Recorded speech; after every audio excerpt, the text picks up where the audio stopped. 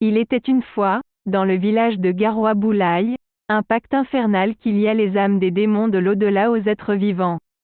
Un vieux sorcier, connu sous le nom de Fifion Ribana, était le gardien de ce pacte depuis des siècles. Il était le seul à connaître les secrets de cet accord diabolique et les pouvoirs sombres qu'il conférait. Fifion Ribana était un homme mystérieux, craint et respecté dans le village. Sa réputation de sorcier était infâme, et il était connu pour sa capacité à invoquer les esprits les plus maléfiques. Les villageois le redoutaient, mais ils étaient aussi fascinés par son savoir occulte. Un jour, un jeune homme nommé Malik vint trouver Fifion Ribana, désespéré et avide de pouvoir. Malik était prêt à tout pour obtenir des pouvoirs magiques. Il était prêt à sacrifier son âme pour réaliser ses désirs les plus sombres. Fifion Ribana, connaissant la nature perverse de l'âme humaine, accepta de conclure un pacte avec Malik. Mais il le prévint des conséquences terribles qui découleraient de ce choix. Malik, aveuglé par son ambition, ne prêta pas attention aux avertissements du vieux sorcier. Le pacte infernal fut scellé, et Malik obtint des pouvoirs que seul un sorcier des ténèbres pouvait posséder. Il pouvait contrôler les éléments, manipuler les âmes des morts et même altérer la réalité elle-même.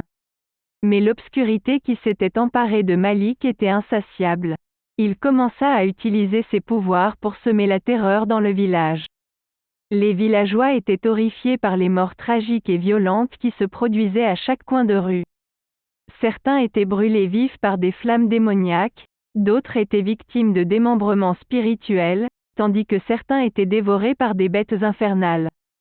La terreur régnait en maître et personne n'était à l'abri de la colère de Malik.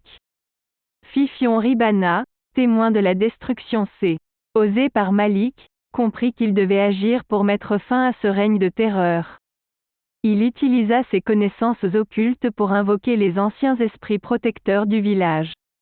Une bataille épique s'ensuivit entre Malik et les esprits bienveillants. Les pouvoirs de Malik étaient puissants, mais les esprits étaient déterminés à protéger les innocents. Des éclairs déchiraient le ciel, des flammes dansaient dans les airs et des cris de douleur résonnaient dans toute la région. Finalement, les esprits triomphèrent et Malik fut vaincu.